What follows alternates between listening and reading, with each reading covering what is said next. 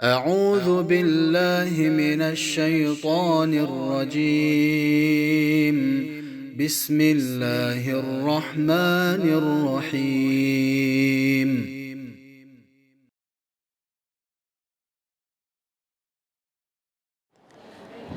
Bismillahirrahmanirrahim. Assalamualaikum warahmatullahi wabarakatuh. Alhamdulillahirabbil alamin. Wassalatu wassalamu ala asyrafil anbiya'i wal mursalin nabiyina Muhammadin wa ala alihi wa sahbihi wa man tabi'ahum bi ihsanin ila yaumiddin. Amma ba'd. Hadirin hadirat jamaah semua yang dirahmati Allah Azza wa Jalla. Ikhwani akhwati semuanya, jadi kita tentunya terus kita mengingatkan diri kita untuk senantiasa bersyukur kepada Allah Azza wa Jalla atas nikmat-nikmat yang tentunya tak terhingga dan mustahil kita mampu menghitungnya. Dan di antara nikmat tersebut tentunya kita rasakan hari ini, yaitu kita masih diberikan taufiknya untuk kita melangkahkan kaki kita dan juga untuk meniatkan mengikuti kajian rutin kita. Dan semoga Allah Subhanahu wa taala menjadikannya amal soleh yang diterima di sisinya, dan juga semoga Allah Subhanahu wa taala memberikan kita ilmu yang bermanfaat sebagai bekal tentunya dalam mengarungi kehidupan ini sampai akhir hayat kita tentunya. Taib jamaah semua yang dirahmati Allah Azza wa Jalla, jadi sebagaimana kita ketahui bahwasanya kita dalam kajian rutin hari ini kita membahas kitabnya Al-Imam Ibnu Al-Qayyim rahimahullahu taala, yaitu kitabnya Ighatsatul Lahfan, dan masih dalam bahasan yang yaitu bab yang ke-13. Bab yang ke-13 dalam kitab ini yaitu kitab Ighatsatul Lahfan. Jadi sebagaimana kita ketahui bahwasanya kitab ini adalah mengungkap langkah-langkah syaitan untuk mempengaruhi dan juga menjerumuskan, menyesatkan manusia tentunya untuk jauh dari ridha Allah Subhanahu wa taala, yang pada akhirnya syaitan menginginkan manusia tersebut itu masuk ke dalam neraka. Dan juga kita ingatkan untuk memurojaahkan kembali bab-bab sebelumnya, karena bab-bab sebelumnya tentunya penuh dengan faedah-faedah yang ada di situ, terutama terkait dengan hati, yang mana hati tersebut adalah gate atau pintu gerbang besar atau pintu utama daripada syaitan untuk menguasai daripada manusia. Taib. Jadi kalau kita melihat bab yang ke-13, dilihat langsung saja buku terjemahnya di situ ya. Taib. Jadi untuk memudahkan mengikuti kajian, jadi silahkan dilihat buku terjemahnya bab yang ke-13 di situ. Sebagaimana disebut, melumpuhkan senjata-senjata syaitan terhadap manusia. Taib. Jadi itu yang disebut dalam buku terjemah, dan sebagaimana yang pernah kita bacakan dalam judul aslinya, Al-Babu Ats-Tsalits Asyar fi Makayidis Syaitan allati yakidu biha Ibn Adam. Keterangan tentang cara-cara syaitan untuk menjerumuskan anak Adam. Dan apa yang disebutkan oleh penerjemah di sini ya tentunya tidak salah tentunya. Taib. Jadi ini pernah kita sebutkan sebelumnya awal-awal bab ini, di mana beliau Ibnu Qayyim rahimahullahu taala menyebutkan bagaimana bentuk syaitan menggoda dan berusaha menyesatkan manusia. Dan beliau panjang lebar menafsirkan atau menukilkan tafsiran-tafsiran daripada para ulama, yaitu mengenai ayat dalam surah Al-A'raf 16 sampai 17. Fabima aghwaytani la'aq'udanna lahum siratakal mustaqim thumma la'atiyannahum min baini aydihim wa min khalfihim wa an aymanihim wa an syama'ilihim wa la tajidu aktsarahum syakirin. Karena engkau telah menghukum saya tersesat, kata syaitan, saya benar-benar akan menghalang-halangi mereka dari jalan engkau yang lurus. Kemudian saya akan mendatangi mereka dari belakang mereka, dari kanan dan dari kiri. dan engkau tidak akan mendapati kebanyakan mereka bersyukur. Taib. Jadi beliau menjelaskan panjang lebar tentunya, menukilkan dari para ulama sebelumnya berkaitan dengan cara-cara syaitan apa saja yang dihembuskan oleh syaitanir rajim, di mana disebut dalam ayat ini sudah bersumpah dengan kemuliaan Allah Subhanahu wa taala. Syaitan bersumpah dan juga bertekad untuk menyesatkan manusia, dan dalam usahanya syaitan mendatangi manusia dari arah belakang, dari arah kanan, dari arah kiri, dan kecuali disebutkan oleh beliau dari arah atas. Karena kalau atas disebutkan itu adalah rahmat Allah Subhanahu wa taala turun darinya, dan ini juga kita sudah terangkan juga pada pertemuan yang lalu.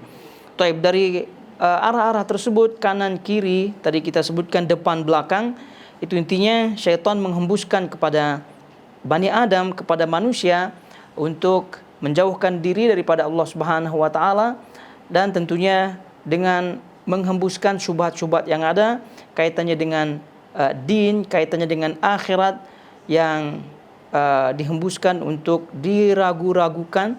Oleh karena itu banyak di antara manusia yang meragukan adanya kebenaran daripada akhirat tersebut, dan itu kaum liberal dan juga kaum ateis dan seterusnya, kaum kufar pada umumnya, ya tentu adalah termasuk daripada perangkap-perangkap syaitan. Dan kalau kita melihat lagi murajaah apa yang pernah kita dapatkan pada pertemuan yang lalu, ini menarik juga nukilan beliau rahimahullahu taala terkait Syakik. Nah, jadi disebut di situ dalam halaman 142 ya. Syakik berkata, tidaklah datang suatu pagi kecuali syaitan mengintaiku dari 4 arah. Dari arah muka, yaitu di belakang, di depan, kemudian dari arah belakang, kanan dan kiri. Lalu dia berkata, janganlah kamu takut, sesungguhnya Allah Maha Pengampun lagi Maha Penyayang. Nah, ini kita sebutkan pada pertemuan yang lalu juga sebagai senjata bagi kita masing-masing, diri kita masing-masing, untuk mentadabburi kita punya jiwa, kita punya diri. Karena hembusan-hembusan yang disebutkan oleh syaitan itu tidak mesti hembusan itu di arah depan, belakang dan seterusnya, tapi yang jelas hembusan-hembusan yang dihembuskan oleh syaitan yang disebutkan oleh Imam Syakik sebagaimana yang dinukilkan oleh beliau ini, itu pasti ada dalam jiwa kita. Pasti ada dalam jiwa kita. Sehingga mari kita semua memperhatikan apa yang disebutkan oleh beliau rahimahullahu taala di sini. Jadi ketika syaitan menghembuskan ucapan jangan kamu takut, sesungguhnya Allah Maha Pengampun lagi Maha Penyayang, ini maknanya syaitan sedang menipu ya, syaitan sedang mengelabui Bani Adam agar Bani Adam itu meremehkan dosa. Agar supaya Bani Adam, manusia itu meremehkan dosa. Dan ini pernah kita sebutkan tentunya. Jadi banyak orang yang meremehkan dosa dan tidak segan melakukan maksiat-maksiat karena alasannya Allah Maha Pengampun, alasannya Allah Maha Rahman, Allah Maha Pengasih, Allah Maha Penyayang.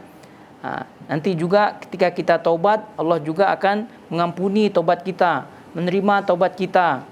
Dan seterusnya daripada ucapan-ucapan yang rupanya itu adalah tipuan-tipuan syaitan. Dan beliau menyebutkan ketika ada hembusan-hembusan seperti ini, ya tentunya ketika orang itu bermaksiat kepada Allah Subhanahu wa taala, itu baik langsung maupun tidak langsung hembusan seperti ini ada itu. Karena ketika kita bermaksiat kepada Allah, tidak taat kepadanya, ini paling tidak itu ada rasa seperti itu. Jangan kamu takut, sesungguhnya Allah Maha Pengampun lagi Maha Penyayang. Dipikirnya Allah Rahman Rahim terus. Itu betul. Tapi dalam memprotek diri kita, menjaga diri kita agar tentu tidak tenggelam terus-menerus dalam hembusan tersebut, ingat ayat yang beliau sebut di sini, surah Thaha ayat 82. Wa inni laghaffarun liman taba wa amana wa amila salihah tsumma tada. Dan sesungguhnya aku, kata Allah Subhanahu wa taala, Maha Pengampun bagi siapa? Bagi orang yang bertobat satu, kemudian bagi yang beriman, kemudian bagi yang beramal soleh, seterusnya tetap di jalan yang benar, yaitu istiqomah. Nah itu dia, itu yang sepatutnya orang-orang yang tak takut, yang mengucapkan janganlah kamu takut, sesungguhnya Allah Maha Pengampun lagi Maha Penyayang. Bagi mereka yang bertaubat, bagi mereka yang beriman, bagi mereka yang beramal soleh, kemudian istiqomah di atas jalan tersebut, itu boleh mengucapkan kalimat itu. Tapi apakah orang yang bermaksiat, tidak segan dalam dosa dan seterusnya, apakah sudah mencukupi syarat-syarat yang tadi, sudah bertaubatlah, beramal soleh atau kemudian istiqomah? Itu tentu mustahil tentunya. Karena kalau mereka bertobat dengan benar-benar taubat, kemudian beramal soleh dengan amal yang betul, lalu kemudian istiqomah, yang mustahil lah dia akan tenggelam dalam maksiatnya. Nah lagi-lagi ini sangat-sangatlah halus daripada seruan-seruan atau hembusan-hembusan syaitan. Dan betapa banyak orang-orang yang termakan dengan hembusan-hembusan seperti ini. Ya, jadi ya nantilah taubatnya, nantilah waktu tua lah, atau nantilah dan seterusnya. At-taswif istilahnya, at-taswif. Jadi ucapan at-taswif maknanya saufa, nanti, akan nanti, itu taswif. Kata para ulama, taswif itu adalah senjata syaitan. Taswif itu adalah senjata syaitan, menunda-nunda. Taib, ringkasnya demikian, ini bab murajaah saja.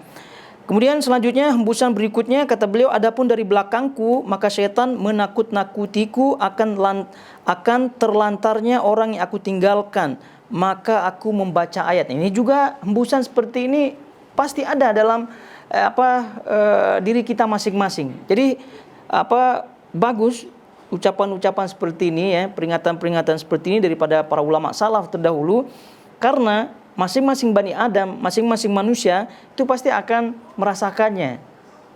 Kalau dicek sendiri-sendiri, itu pasti ada pernah kita ditiup-tiup oleh setan dengan ucapan-ucapan seperti ini. Nah, tapi yang kedua tiupannya atau hembusannya? Menakut-nakuti akan terlantarnya orang yang aku tinggalkan, dari keluarganya, apalah nanti dia makan gitu kan setelah dia meninggal, anak-anaknya gitu, gimana dia nanti ekonominya.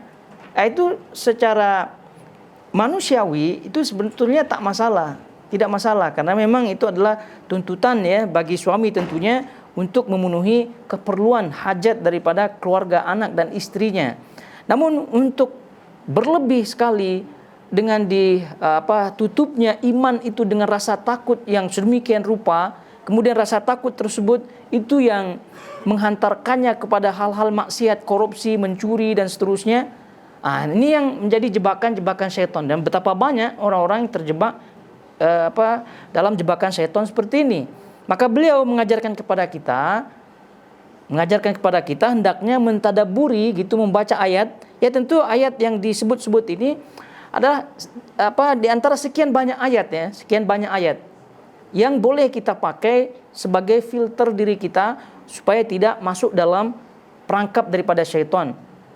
Namun ini ringkas-ringkas ayatnya, ya harapannya ya bolehlah masing-masing kita kalau tidak menghafal ya ingat-ingat suratnya, ayatnya gitu. Kalau lupa ayatnya tengoklah handphonenya gitu. Jadi kata ayatnya nih dalam surah Hud ayat 6, wa ma min dabbatin fil ardi illa 'ala Allahi rizquha, dan tidak ada suatu binatang melata pun di bumi melainkan Allah lah yang memberi rizkinya. Ini kalau kita tadabburi ini mantap ini. Bahwasanya jangankan manusia ya, jangankan Bani Adam, hewan melata pun gitu ya, itu sudah dijamin oleh Allah Subhanahu wa taala rezekinya. Sebab itulah Nabi SAW mengkhabarkan selama manusia itu masih hidup, maka selama itulah rezekinya masih ada. Masih ada rezekinya. Jadi tidak akan terputus rezekinya tersebut. Selama masih hidup, selama itulah Allah menjamin rezekinya. Nah, ini untuk tentu menguatkan hati kita supaya kita tidak tertipu dengan syaitan punya hembusan-hembusan seperti ini. Akhirnya seperti tadi, karena ketakutan yang sedemikian rupa, jadi pertama dari dirinya sendiri sudah pelit ya, sudah pelit. Sedekah sudah jelas ya susah lah. Belum lagi dalam otaknya rakus untuk mengumpulkan harta-hartanya sehingga semua dilanggarnya.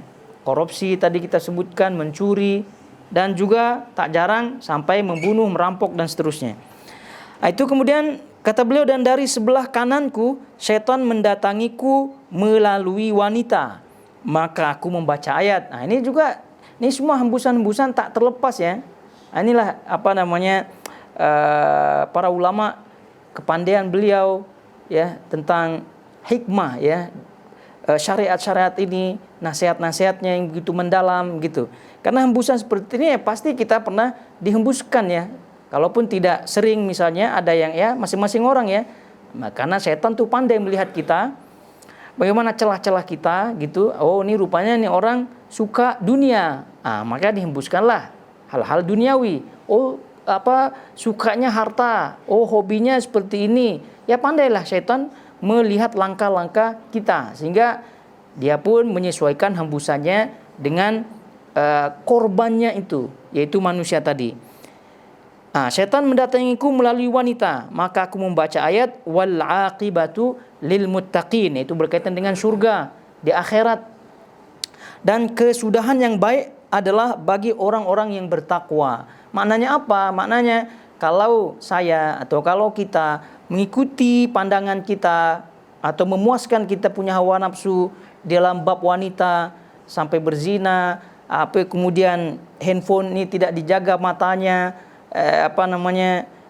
membuka video-video yang tak betul dan seterusnya.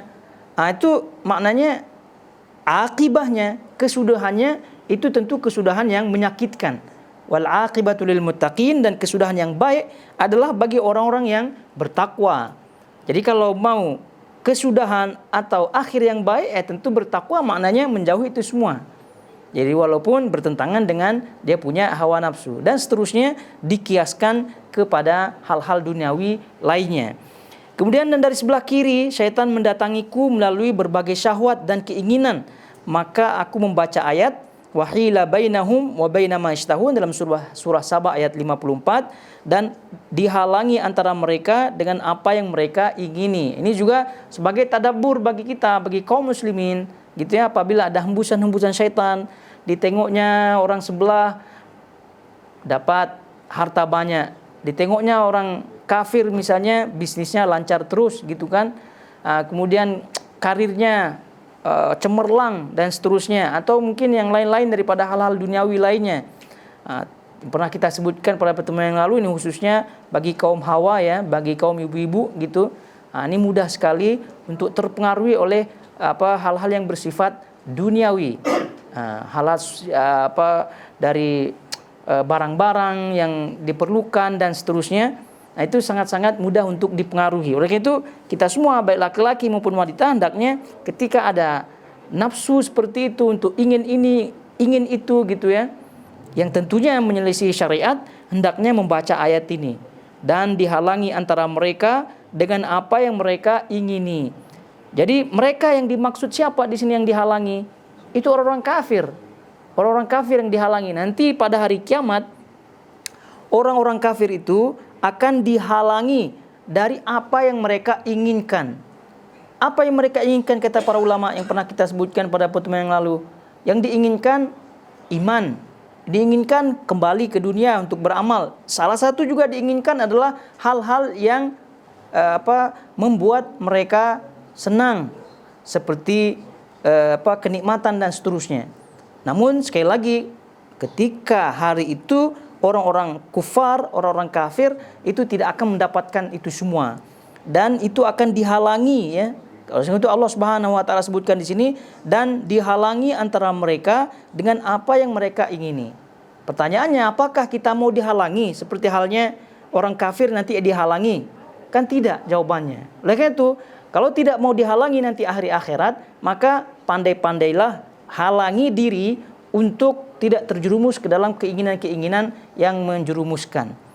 Nah, silakan nih ayat-ayat seperti ini ya, masing-masing mencatatnya di tempatnya masing-masing, karena sekali lagi baik laki-laki maupun wanita selama masih hayat di kandung badan, selama itu hembusan-hembusan ini itu pasti kita akan rasakan baik langsung maupun tidak langsung. Jadi ini untuk menasehati diri sendiri. ketika merasakan keinginan-keinginan yang rupa-rupanya itu adalah hembusan daripada syaitan ar-rajim. Selanjutnya kata beliau rahimahullahu taala, kalau kita melihat 144, jadi keterangan-keterangan ini, jadi maksudnya yang tadi keterangan bagaimana hembusan-hembusan syaitan dari kanan lah, dari kiri lah, dari depan, dari belakang, semua itu adalah bentuk daripada sumpah dia yang tadi di awal, bahwa dia bersumpah benar-benar akan menyesatkan manusia. Jadi namanya sumpah ya harus dijalani ya, karena memang apabila dia tidak jalani ya dia akan rugi sendiri. Itu yang dia tidak inginkan oleh syaitan. Maka didatangilah depan, belakang, kiri, kanan dan seterusnya. Tapi sekarang kita lanjutkan tadi halaman 144 ya. Jadi kata beliau rahimahullahu taala di situ, Allah juga berfirman itu dalam surah An-Nisa ayat 117 sampai 120. Taib. Iyad'una min dunihi illa inatha wa iyad'una illa syaitanan marida la'anahu Allah wa qala la attakhidanna min ibadika nasiban mafruḍa wa la udillannahum wa la umanniyannahum wa la amurannahum fala yubattikunna adhanal an'am wa la amurannahum fala yughayyirunna khalqallah wa man yattakhidhish syaitana waliyan min dunillah faqad khasira khusranan mubina ya'iduhum wa yumannihim wa ma ya'iduhum asyaitanu illa ghurura. Taib. Jadi kata Allah Subhanahu wa taala di situ, yang mereka sembah selain Allah itu tidak lain hanyalah berhala. Dan dengan menyembah berhala itu mereka tidak lain hanyalah menyembah syaitan yang durhaka. Ya, karena ketika dia menyembah selain Allah, ya ketika itulah syaitan menang. Dan ketika itu dia menyembah syaitan yang durhaka. Gimana ayat ini? Yang dilaknati Allah dan syaitan itu mengatakan, nah ini perkataan syaitan, hembusan-hembusan syaitan. Katanya apa? Saya benar-benar akan mengambil dari hamba-hamba engkau bagian yang sudah ditentukan untuk saya. Dan aku benar-benar akan menyesatkan mereka. Dan akan membangkitkan angan-angan kosong pada mereka. Dan akan menyuruh mereka memotong telinga-telinga unta.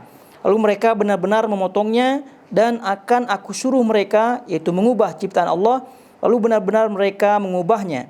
Barang siapa yang menjadikan syaitan menjadi pelindung selain Allah, maka sesungguhnya ia menderita kerugian yang nyata. Syaitan itu memberikan janji-janji kepada mereka dan membangkitkan angan-angan kosong pada mereka. Padahal syaitan itu tidak menjanjikan kepada mereka selain daripada tipuan belaka. Jadi ayat ini menerangkan kepada kita sejauh mana permusuhan syaitan sesungguhnya dengan kita. Karena kita akui bersama bahwasanya syaitan adalah musuh kita yang nyata. Allah menyebutkan innahu lakum aduwwum mubin. Sesungguhnya syaitan itu adalah musuh nyata bagi kalian. Nah, bagaimana bentuknya? Ya seperti ini, sebagaimana dalam ayat yang tadi kita baca dan juga keterangan-keterangan para ulama, di antaranya apa yang disebutkan oleh Ibnu Qayyim rahimahullahu taala di sini. Tapi kalau kita melihat di situ kata beliau, dan beliau sekarang akan menukilkan tafsiran-tafsiran ulama terkait makna daripada ayat tersebut. Kata beliau di sini menukilkan Ad-Dhahhak, Imam Ad-Dhahhak menyebutkan mafruḍa ay ma'luma. Ad-Dhahhak berkata, kata mafruḍa dalam ayat di atas berarti yang telah diketahui. Az-Zajjaj berkata maknanya bagian yang saya haruskan untuk saya. Al-Farra berkata yaitu jalan yang diberikan untuknya oleh manusia, sehingga ia seakan-akan sesuatu yang diharuskan. Saya berkata hakikat al-fard adalah at-taqdir, yaitu ukuran. Maknanya siapa yang mengikuti dan mentaati syaitan, maka orang itu menjadi bagian yang diperoleh syaitan. Setiap orang mentaati musuh Allah, maka dia merupakan bagian musuh itu. Maka manusia terbagi menjadi dua, bagian dan perolehan syaitan, sedang yang lain kekasih dan golongan Allah Subhanahu wa taala. Itu kesimpulan daripada Ibnu Qayyim rahimahullahu taala. Jadi kan syaitan menyebutkan di sini katanya di sini iyad'una illa syaitanan marida la'anahullah. Allah melaknat syaitan. Wa qala, syaitan mengatakan la attakhidanna min ibadika nasiban mafruḍa. Saya benar-benar akan mengambil dari hamba-hamba engkau bagian yang sudah ditentukan untuk saya. Apa maksudnya bagian tadi? Kata Ibnu Qayyim, maknanya siapa yang mengikuti dan mentaati syaitan, maka orang itu menjadi bagian yang diperoleh oleh syaitan. Karena setiap orang yang mentaati musuh Allah, maka dia merupakan bagian musuh itu. Maka manusia, kata beliau, terbagi menjadi dua, bagian yang diambil oleh syaitan, maknanya pengikut syaitan, sedangkan yang lain kekasih dan golongan Allah Subhanahu wa taala. Jadi oleh itu Syekhul Islam Ibnu Taimiyah rahimahullahu taala memiliki kitab yang beliau berikan judul Al-Furqan Baina Auliya Ar-Rahman wa Auliya Asy-Syaitan. Perbedaan antara wali-wali Ar-Rahman dengan wali-wali syaitan. Taib. Kemudian kata beliau rahimahullahu taala di sini, dan firman-Nya, dan aku benar-benar akan menyesatkan mereka, maksudnya dari kebenaran. Kemudian lalu firman-Nya, dan aku akan membangkitkan angan-angan kosong bagi mereka. Menurut Ibnu Abbas, itu syaitan ingin membelokkan dari taubat serta mengakhirkannya. Kata al-batku dalam ayat di atas berarti al-qat'u, yaitu memotong. Dan dalam hal ini para mufassir sepakat bahwa maksudnya adalah memotong telinga-telinga bahirah. Jadi unta pada zaman jahiliyah, jika ada unta telah melahirkan 5 kali, maka mereka memotong telinganya. Taib. Jadi kalau diperhatikan ya, apa saja yang syaitan ucapkan dalam ayat ini, itu adalah langkah-langkahnya untuk menyesatkan kita semua ya. Jadi kalau kita melihat di sini, syaitan benar-benar akan mengambil dari hamba-hamba engkau bagian yang sudah ditentukan untuk saya. Dan aku benar-benar akan menyesatkan mereka dan membangkitkan angan-angan kosong pada mereka. Ini semua angan-angan kosong. Kemudian tadi bentuknya bagaimana? Di antaranya pernah kita disebutkan tadi oleh Ibnu Abbas, yaitu mengakhirkan tobat. Kemudian angan-angan kosong itu adalah ya berhayal-hayal yang tak menentu dan seterusnya. Kemudian juga di sini di antaranya adalah fala yubattikunna adzanal an'am. Lalu mereka dan akan menyuruh mereka memotong telinga-telinga unta. Lalu mereka benar-benar memotongnya. Ya tentu di zaman jahiliyah seperti tadi ada keyakinan atau amaliyah zaman jahiliyah seperti disebutkan di sini. Pada zaman jahiliyah, jika ada unta melahirkan 5 kali, maka mereka memotong telinganya. Ya untuk tandanya. Nah, ini tentu amaliyah jahiliyah yang rupa-rupanya itu adalah hembusan daripada syaitanir rajim. Nah, namun hembusan-hembusan memotong seperti tadi itu tentu tidak tidak selesai di zaman jahiliyah saja. Karena hal seperti itu sudah dihilangkan oleh Rasulullah Shallallahu Alaihi Wasallam. Oleh karena itu, kalau kita melihat di sini apa yang disebutkan oleh Syekh As-Sa'di rahimahullahu taala dalam tafsirnya, dalam tafsir ayat ini, kata beliau di situ, wala amurannahum fala yubattikunna adzanal an'am. Jadi kata mereka, kata Allah Subhanahu wa taala akan menyuruh mereka, yaitu syaitan akan menyuruh mereka memotong telinga-telinga unta, lalu mereka benar-benar memotongnya. Kata beliau Syekh As-Sa'di, ai bitaqti'i adzaniha, yaitu menyuruh mereka untuk memotong telinga-telinganya. Wadzalika kal bahirati was-sa'ibati wal wasilati wal ham. Fanabbahu bi ba'di dzalik ala jami'ihi. Wa hadza naw' minal idlal, yaitu memotong tadi hewan-hewan ternak dan seterusnya. Nah, itu kata beliau rahimahullahu taala. Dan selanjutnya wala amurannahum fala yughayyirunna khalqallah, ayat setelahnya. Lalu mereka benar-benar memotongnya dan syaitan akan menyuruh mereka mengubah ciptaan Allah. Lalu benar-benar mereka mengubahnya, yaitu wala amurannahum fala yughayyirunna khalqallah, yaitu menyuruh mereka untuk merubah ciptaan Allah. Kata Syekh As-Sa'di, wa hadza yatanawalu taghyirul khalqi taghyirul khilqati adh-dhahirah. Ayat ini mencakup merubah ciptaan Allah Subhanahu wa taala yang zahir dalam tubuh, seperti al-washam, tato. Kemudian an-namsu wa tafalluj lil husun, itu ini alis ya, kemudian meratakan gigi dan seterusnya untuk mempercantik diri dan seterusnya. Wa nahwi dzalika mimma aghwahum bihi syaitan, dan semisalnya yang itu adalah merupakan tipuan syaitan. Faghayyaru khilqatir rahman, maka dengan demikian orang-orang tersebut telah merubah ciptaan Allah Subhanahu wa taala. Banyak sekarang orang-orang yang operasi plastik, memancungkan hidung dan seterusnya. Itu bagian daripada hal ini juga. Itu adalah bagian daripada makar atau perangkap-perangkap syaitan ar-rajim. Nah, kita balik kepada buku halaman 145. Dari sini kemudian para ahli ilmu membenci, itu para ulama membenci, itu menghukumi makruh. Bahkan di antara mereka menyatakan tidak boleh melubangi kedua telinga anak kecil untuk anting-anting, untuk anting-anting, tetapi sebagian membolehkannya bagi perempuan dan bukan untuk laki-laki.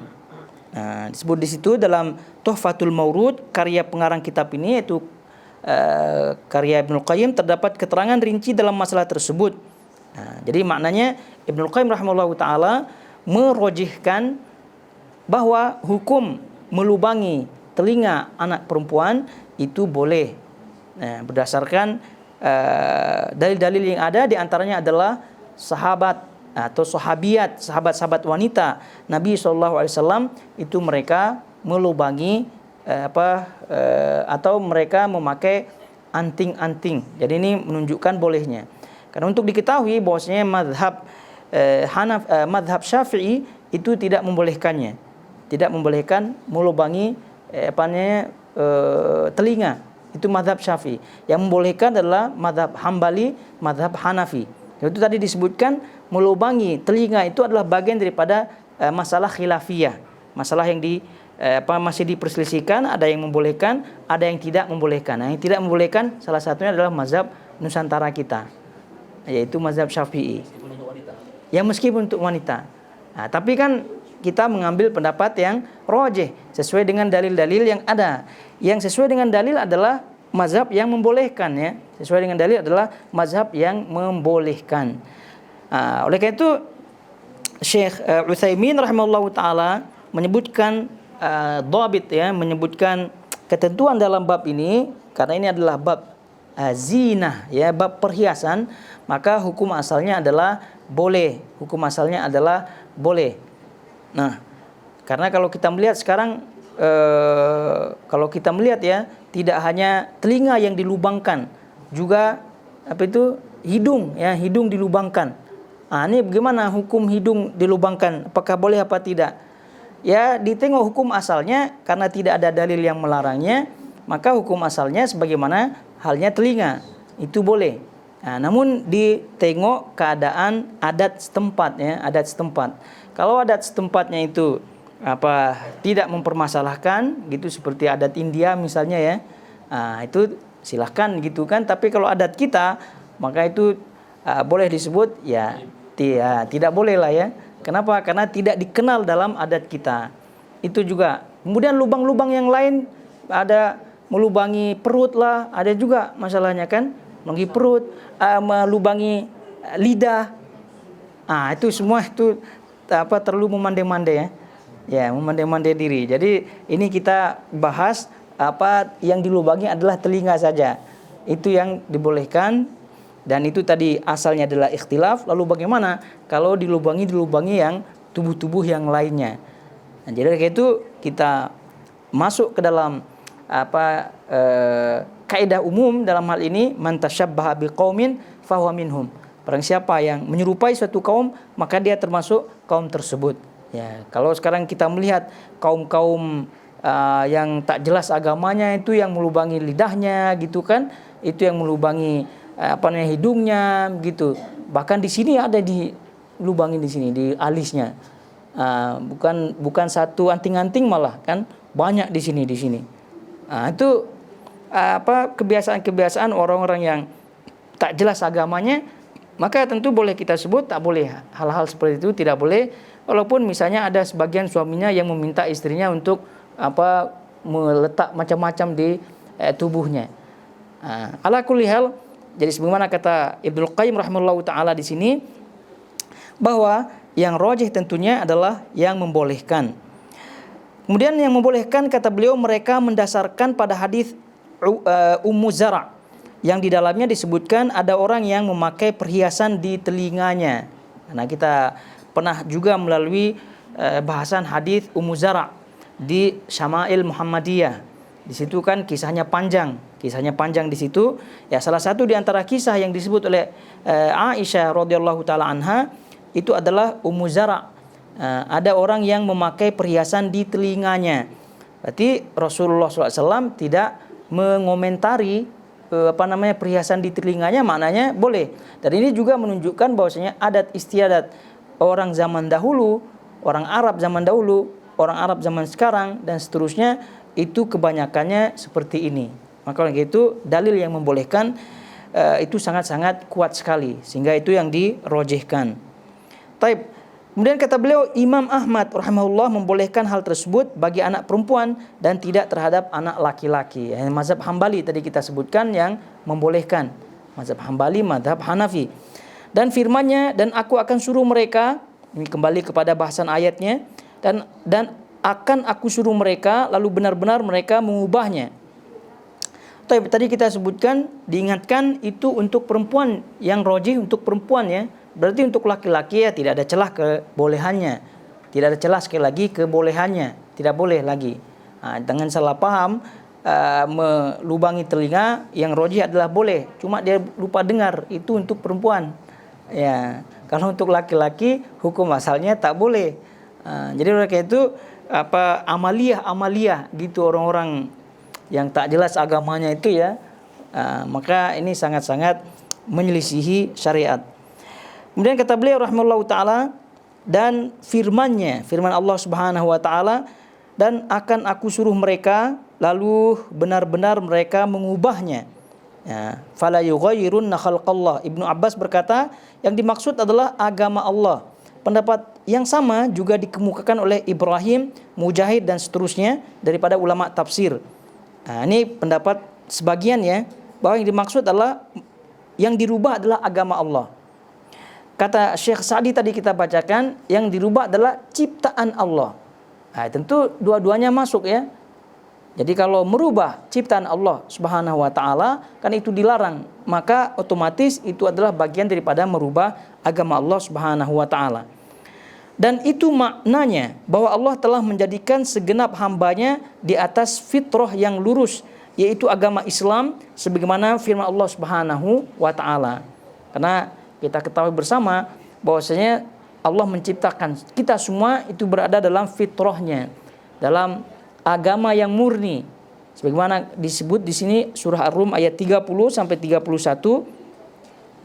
Fa'aqim wajhaka lid-dini hanifa fitratallahi allati fataran nasa 'alaiha la tabdila li khalqillah dzalika ad-dinul qayyim walakinna aktsaran nas la ya'lamun munibina ilaihi wattaquh. Maka hadapkanlah wajahmu dengan lurus kepada agama Allah, tetap atas fitrah Allah yang telah menciptakan manusia menurut fitrah itu. Itu tidak ada perubahan pada fitrah Allah, itulah agama yang lurus. Tetapi kebanyakan manusia tidak mengetahui, dengan kembali bertaubat kepadanya dan bertawakallah kepadanya. Jadi surah Ar-Rum ayat 30-31.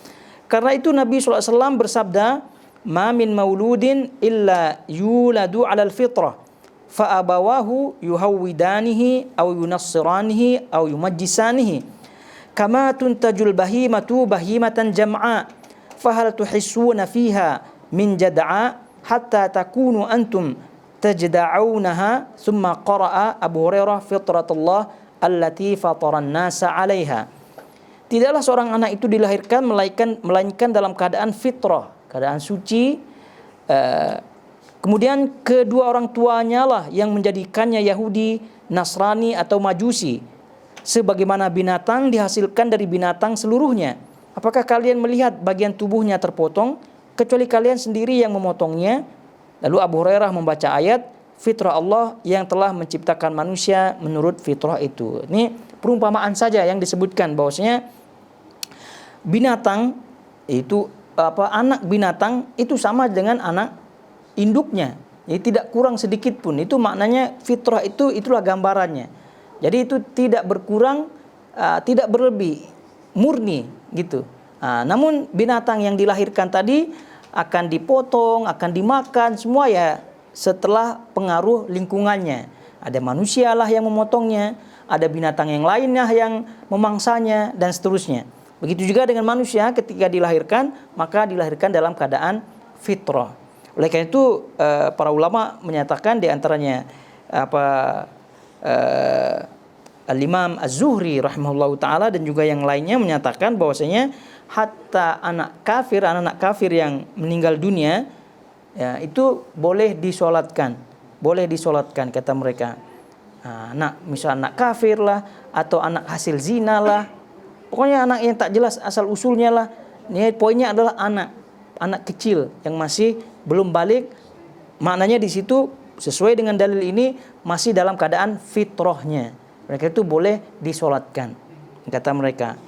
Tapi ini menunjukkan bahwasanya kesucian tersebut itu menunjukkan mereka itu boleh untuk disolatkan ketika dia mati. Kemudian dalam hadis di atas Nabi SAW menghimpun antara menyebutkan dua hal. Pengubahan fitrah dengan menjadikannya sebagai orang Yahudi dan Nasrani, dan pengubahan bentuk kejadian dengan memotong anggota badan. Dan dua hal itulah yang dikabarkan iblis yang benar-benar bakal atau yang benar-benar akan ia lakukan. Maka ia pun mengubah fitrah Allah dengan kekafiran, dan itu berarti mengubah penciptaan yang di atasnya ia diciptakan.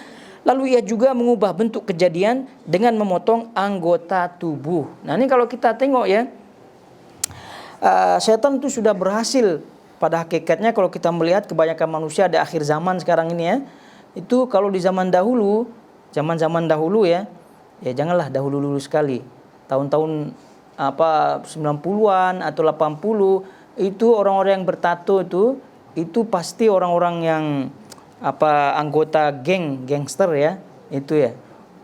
Itu yang jelas ngeri lah orang memandang. Itu tahun 90 masih kita mengeri, betul tidak? Apalagi tahun-tahun sebelumnya. Tapi kalau zaman sekarang ini, itu yang mulus-mulus kelihatan mukanya gitu kan. Ya muka-muka kasihan mukanya gitu. Itu pun udah bertato dah. Kalau dulu yang bertato tuh pasti mukanya sangar gitu kan. Ya begitu. Minimal lah seperti muka Mike Tyson gitu. Sangar gitu. Kalau sekarang itu tadi kita sebutkan ya, mukanya muka kasihan sekali gitu. Mau disentuh pun kita segan. Ya, tapi rupanya tato di badannya luar biasa banyak sekali. Itu menunjukkan apa? Menunjukkan setan sudah berhasil gitu. Ini tato tadi kita sebutkan, Syekh Sa'di menyebutkan bagian daripada masuk ke dalam firman Allah Subhanahu wa taala tadi, yaitu merubah ciptaan Allah Subhanahu wa taala. Ya, belum lagi yang yang ada uangnya ya, yang ada uangnya berlebih sedikit. Tadilah bibirnya lah yang ditebal-tebalkan gitu kan. Kemudian dimerah-merahkannya lah dia, hidungnya lah, macam lah, dan seterusnya. Dan itu bagian daripada talbis iblis. Jadi itu iblis dalam hadis ini kata Ibnu Qayyim itu kan mengkhabarkan bahwasanya yang dirubah itu ada dua hal, fitrah dengan ciptaan Allah Subhanahu wa taala, agama dan juga sekaligus perubahan fisiknya. Nah, ini betul-betul kita hati-hati ya supaya tidak terjerumus ke dalam makar-makar syaitan ar-rajim. Kemudian kata beliau rahimahullahu taala di sini, lalu ia juga mengubah bentuk kejadian dengan memotong anggota tubuh. fitrah ia ubah kepada kemusyrikan, dan bentuk kejadian ia ubah memotong anggota badan. Dengan kesyirikan dan seterusnya itu berarti sudah merubah agama Allah dengan memotong anggota badan. Ya tidaklah se-ekstrim dipotong anggota badan ya. Ya tapi ya sebagian ada gitu, kalau kita tengok itu ada di video di entah negeri mana itu sudah memang mukanya seperti setan mukanya. Hidungnya malah dipotong gitu kan. Udah kelihatan dia punya ini, lidahnya macam-macam lah. Udah jangan cakap mukanya itu ya. Sudah penuh dengan punya tato, bahkan dalam matanya itu pun sudah tak jelas, tidak ada celah putih di matanya pun hilang dah. Gara-gara tatonya itu sudah jelas masuk ke dalam perangkap syaitan. Kemudian Allah berfirman, syaitan itu memberikan janji-janji kepada mereka dan membangkitkan angan-angan kosong pada mereka. Kata beliau, janji syaitan adalah apa yang masuk ke dalam hati manusia, seperti umurmu akan panjang, engkau akan mendapatkan kenikmatan dunia, engkau akan melampaui kedudukan kawan-kawanmu, engkau akan menang atas musuh-musuhmu, dunia ini berputar karena itu ia akan menjadi milikmu sebagaimana telah menjadi milik orang lain dan sebagainya. Ini semua angan-angan ya, masing-masing kita adalah tentu angan-angannya. Sebab itulah di antara senjata-senjata syaitan adalah tulul amal, panjangnya angan-angan, hayalan bahasa kita. Hayalan. Ya, kalau hayalannya membawa dia kepada hal-hal yang positif, maka ini tentu tak masalah. Tapi kebanyakannya hayalan-hayalannya itu macam-macam, hayalan-hayalannya yang mustahil hayalan-hayalannya. Kadang-kadang tengok sinetron gitu kan, dia menghayal keluarganya alangkah indahnya keluargaku kalau seperti keluarga yang di sinetron ini katanya. Ukurannya keluarga sinetron pula. Ini masalah. Itu hayalan dah mulai di situ. Ditengoknya Korea punya sinetron gitu kan. Movie sinetron, movie Korea gitu ya. Ya, drakor, drama Korea itu ditengoknya, wah, alangkah indahnya gitu kan kalau keluarganya seperti ini. Malah berhayal-hayal lah gitu. Alangkah indahnya kalau suami saya berubah wajahnya seperti ini. Itu masalah yang muskilah. Gitu. Jadi gara-gara seperti itu udah mulai menghayal. Itulah contoh ringannya lah gitu kan. Belum lagi kalau dia tengok sekarang banyak konten-konten yang menampak-nampakkan dia punya harta gitu kan. Rumahnya yang mewah lah dan seterusnya. Menghayal pula dia pengen rumah seperti itu, kendaraan seperti itu dan seterusnya. Ini semua adalah bagian daripada syaitan yang disebutkan dalam ayat ini. Syaitan akan memberi janji-janji kepada mereka dan membangkitkan angan-angan kosong pada mereka. Sebab itu tadi kita sebutkan tulul amal, panjang angan-angan, yaitu banyak hayalan yang tong kosong nyaring bunyinya. Gitu. Pengen menghayal begitu, ingin jadi ulama gitu kan. Tapi ketika disuruh suruh belajar malas ya, atau ikut imtihan lari lah. Ya, tapi tidaklah, kalau imtihan itu contoh yang tidak pas lah ya. Ala kulli hal, ini masing-masing kita pasti ada terjebak dalam angan-angan yang seperti itulah. Apalagi kita kan merantau lah istilahnya di sini kan, merantau lah. Nanti pengen buat rumah yang bagaimana lah begitu kan di kampung supaya nanti masa-masa tua kita bagaimana begitu, dah banyak lah hayalan. Tak masalah sebetulnya hayalan itu, tapi ingat kita punya batasan-batasan ya. Jangan sampai batasan-batasan itu kita hancurkan semua gara-gara hayalan-hayalan tersebut yang tentunya itu adalah perangkap-perangkap syaitan. Kemudian kata beliau, perbedaan antara janji dan angan-angan yang diberikan syaitan adalah janji itu janji batil dan ia memberikan angan-angan yang mustahil. Tetapi jiwa yang hina yang tak akan kuasa melakukan sesuatu akan menelan saja janji dan angan-angan yang diberikan syaitan. Jadi ya namanya orang yang tak paham agama, jahil dan seterusnya, ya angan-angan itu dia terus-teruskan begitu. Sebab itulah qanaah merasa cukup ya, dalam hal ini itu sangat-sangat bermanfaat sekali. Dan qanaah itu adalah harta yang tak ternilai, itulah ukuran kekayaan orang. Karena kalau kita tengok toleh kanan toleh kiri, maka itu tak akan puas-puas kita. Sebab itulah dari situ, celah di situ masuklah syaitan dalam menghembuskan angan-angan dan janji-janji palsunya. Kata beliau di sini, sebagaimana dikatakan, ini tentu penyair ya, kita baca saja terjemahnya di situ. Angan-angan itu jika benar, maka ia adalah sebaik-baik angan-angan. Jika tidak, maka kami telah hidup bahagia dengan beberapa saat. Nah, ini namanya orang yang menghayal ya. Ya sekejap saja dia enjoy gitu kan dalam dunia hayalannya. Sehingga orang-orang yang, kalau kita tengok orang yang suka drug ya, itulah yang dicari angan-angan itu. Udah selesai obatnya, selesai pula angan-angannya, tambah lagi obatnya, berangan-angan lagi, tambah lagi, sampai seterusnya, sampai ajal menjemputnya. Kemudian kata beliau, jiwa yang batil dan nista akan merasa nikmat dengan angan-angan yang batil dan janji-janji dusta. Seperti tadi, angan-angannya saja gitu ingin masuk surga, tapi tak pernah dia langkahkan kakinya ke masjid. Angan-angannya saja ingin terjauh daripada neraka, tapi tidak pernah dia melakukan hal-hal yang menjauhkan daripada neraka tersebut. Bahkan yang dilakukan adalah kebalikannya. Dan ini sangat-sangat banyak sekali. Ini angan-angan seperti ini ya, jebakan-jebakan syaitan. Ada juga yang bukan angan-angan malah ya. Kalau kita tengok ada sebagian orang yang malah menantang gitu, menantang.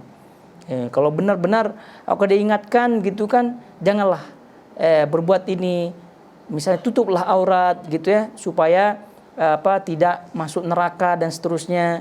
Jadi ditentangnya. Tantangan apa yang dia sebutkan? Ya biarlah saya masuk neraka, supaya kasihan orang itu nanti tidak ada temannya. Ya saya temanilah di neraka katanya. Itu kan tantangan luar biasa. Nauzubillah min dzalik. Ucapan-ucapan yang batil sumbernya adalah janji-janji dan angan-angan kosong syaitan. Syaitan menjanjikan kepada orang-orang perdayanya bahwa mereka akan mendapatkan kebenaran, serta menjanjikan bahwa kebenaran itu akan sampai kepadanya tanpa melalui jalannya, Nah, itu ya yang namanya usaha itu tidak akan mengecewakan. Jadi kalau ada usaha betul-betul untuk menjalani atau untuk mendapatkan sesuatu, maka insya Allah Allah akan memberikan hasilnya. Tapi kalau angan-angan saja tanpa berusaha, bab dunia saja itu mustahil ya, apalagi bab akhirat. Maka setiap kebatilan adalah masuk dalam firman Allah Subhanahu wa taala dalam surah An-Nisa ayat 120. Syaitan itu memberikan janji-janji kepada mereka dan membangkitkan angan-angan kosong pada mereka, padahal syaitan itu tidak menjanjikan kepada mereka selain dari tipuan belaka. Kemudian kata beliau, termasuk dalam firman Allah adalah termasuk di dalamnya adalah firman Allah dalam surah Al-Baqarah ayat 268, "Asy-syaitan ya'idukumul faqra wa ya'murukum bil fahsya wallahu ya'idukum maghfiratan minhu wa fadla." Syaitan menjanjikan kamu dengan kemiskinan dan menyuruh kamu berbuat kejahatan, sedang Allah menjanjikan untukmu ampunan daripadanya dan karunia. Jadi tengok, itu janji syaitan, itu janji Allah Subhanahu wa taala. Dikatakan ya dalam ayat itu kata beliau, syaitan menjanjikan kamu dengan kemiskinan, maksudnya menakut-nakutimu dengan kemiskinan. Syaitan itu akan berkata bahwa jika kamu menginfakkan hartamu, maka kamu akan jatuh miskin. Dan menyuruh kamu berbuat kejahatan. Kejahatan dalam ayat ini secara khusus maksudnya adalah perbuatan kikir, pelit, tidak mau menginfakkan hartanya fi sabilillah. Ya gara-gara apa? Ya gara-gara syaitan menghembuskan takut miskin. Namun ingat tadi kita sebutkan ayat-ayat yang disebutkan oleh para ulama kaitannya dengan ketika disebutkan oleh syaitan, yaitu apa yang disebut oleh Imam Syaqiq yang tadi kita bacakan sebelumnya. Jadi ingat Allah Subhanahu wa taala menyebutkan wa ma min dabbatin fil ardi illa 'alallahi rizquha, dan tidak ada satu binatang melata pun di bumi melainkan Allah lah yang memberi rizkinya. Jadi itu janganlah takut, janganlah pelit ya, janganlah kikir dalam berinfak di jalan Allah Subhanahu wa taala. Kemudian kata beliau, dan disebutkan dari muqatil dan al-kalbi, setiap fahsya, kejahatan, yaitu dalam Al-Quran maksudnya adalah zina, kecuali yang ada dalam ayat ini maksudnya adalah kekikiran. Kata Ibnu Qayyim rahimahullahu taala, yang benar adalah kejahatan tergantung pada sebabnya. Ya, berarti setiap kejahatan yang merupakan sifat bagi sesuatu yang tidak diketahui. Maksudnya apa? Ini terjemahnya agak putar-putar ya. Tapi maksudnya adalah al-fahsya di dalam ayat tadi disebutkan surah Al-Baqarah 268, itu masuk di dalamnya semua kejahatan, masuk di dalamnya semua kekejian, masuk juga di dalamnya zina, masuk juga di dalamnya kekikiran, yaitu pelit, tidak mau menginfakkan hartanya di jalan Allah Subhanahu wa taala. Jamaah semua yang dirahmati Allah Azza wa Jalla, kemudian di situ di halaman 148 disebut ya, memperdayakan yang jahat sebagai sesuatu yang baik. Jadi ini beliau akan menyebutkan di antara cara-cara syaitan ya dalam menyesatkan manusia.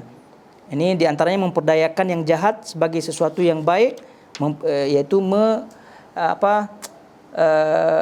menjadikan indah ya suatu yang jahat, suatu yang maksiat sebagai suatu yang baik, dan seterusnya. Dari apa yang beliau sebutkan, beliau akan menyebutkan perinciannya ya, bagaimana langkah-langkah atau tipu daya syaitan di dalam menjerumuskan Bani Adam, menjerumuskan manusia. Selanjutnya dalam bab ini atau masih dalam bab yang ke-13 ini, namun kita akan membaca dan menerangkannya insyaallah taala pada pertemuan-pertemuan yang akan datang.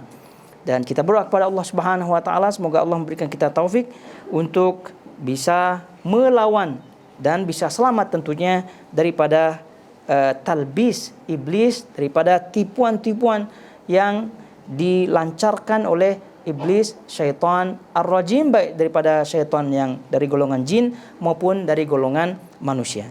Barakallahu fikum semuanya, wa sallallahu ala nabiyina Muhammad wa ala alihi wa sahbihi wasallam. Wassalamualaikum warahmatullahi wabarakatuh.